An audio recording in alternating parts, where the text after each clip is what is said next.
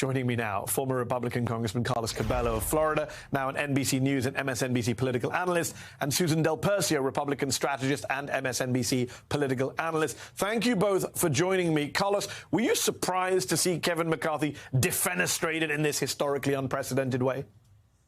Mehdi, not surprised at all. That event, that occurrence was in the making for many years. In fact, John Boehner in 2015 did not have the number of necessary Republican votes to become Speaker because of this specific dynamic in the House. Boehner only got to the speakership because Democrats were absent from the chamber that day. So this is a fight that Republicans put off for a long time, but it was always going to happen. The party has to go through this pain in order to come out, hopefully sometime soon, out of this chaos and this lack of coherence in the way that it is attempting to govern the country. But I was not surprised at all.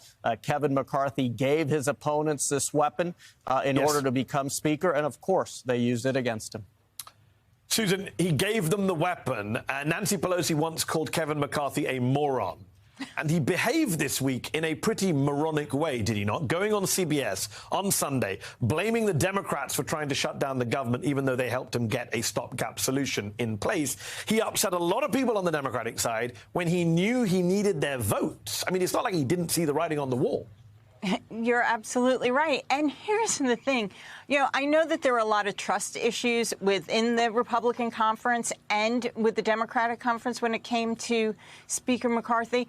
But I think it was even more about the issue of showing strength. The reason why the Democrats didn't help out McCarthy, sure, there was no reason to, and no one was really looking to do it.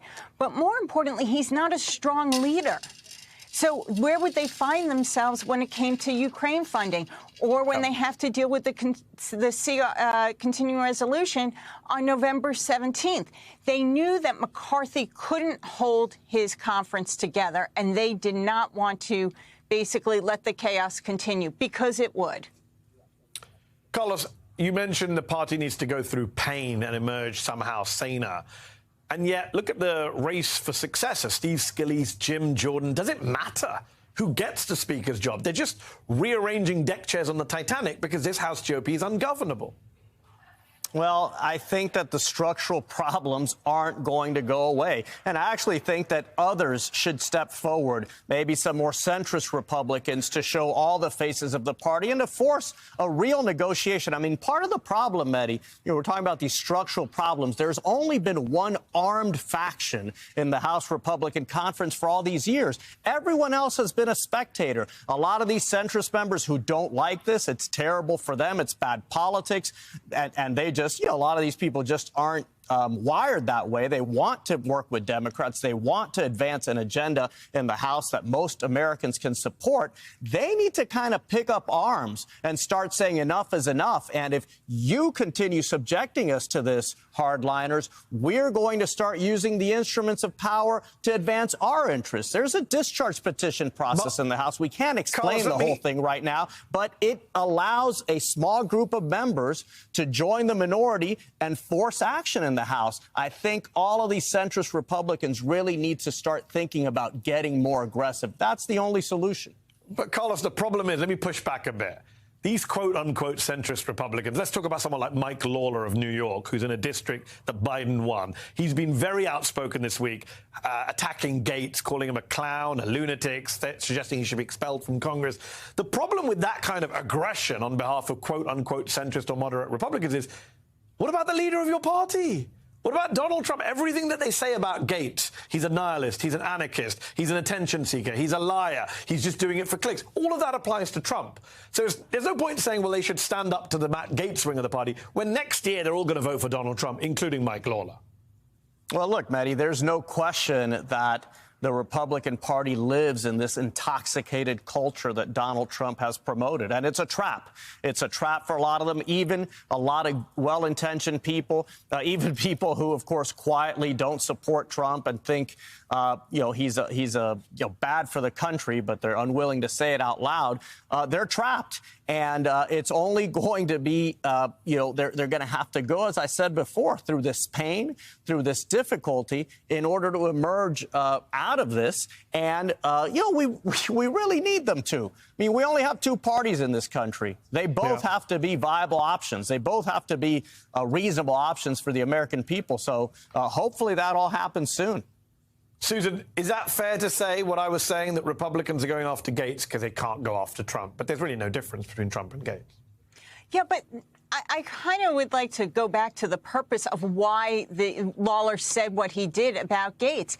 It's because Lawler, and I'm not defending him per se, but he's a congressman. He went down there to govern.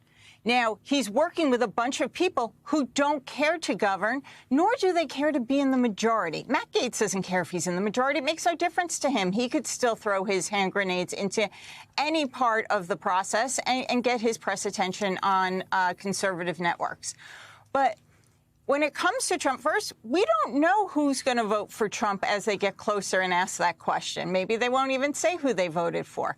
But going after Matt Gaetz is not enough. It's got to be more. I mean, there were 7 others that voted voted against McCarthy. But I want to go back to the congressman's point. It is time for the moderates in the Republican Party, especially, to use their influence. Why can 8 crazy Republicans cause havoc on the House, but 17, moderate people who want to get things done can't? They should be. Because they're spineless, Susan. Well, not all of them, but what they should do is, because in a lot of ways you say to what end? To what end? Now, there is a problem right now, a serious one, when it comes to the House, and they're going to have to come out of it. They're not going to elect a speaker next week. They may not elect a speaker until November 16th, the day before the government shutdown. But there is something that could be a viable solution, and we saw it in 2020, and that is having shared government. Getting a couple of hundred Republicans or 110 Republicans and 110 Democrats to say we're going to do shared government just like the Senate did. The Senate was very successful in the first 2 years of Biden's administration exactly because of that. They needed to get bipartisan support. Carlos, let's talk about Matt Gaetz for a moment. You serve with the man. You've heard all the stories from Tallahassee to Washington. Some pretty awful stories involving him.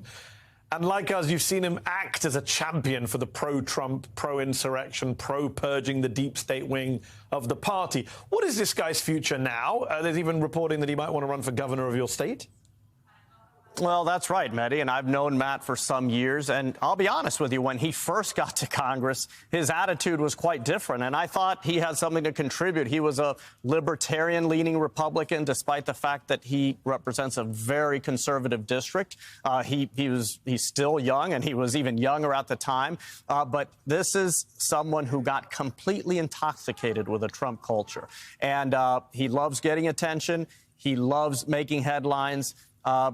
We saw that on full display this week. And yes, he has ambitions to run for governor of Florida.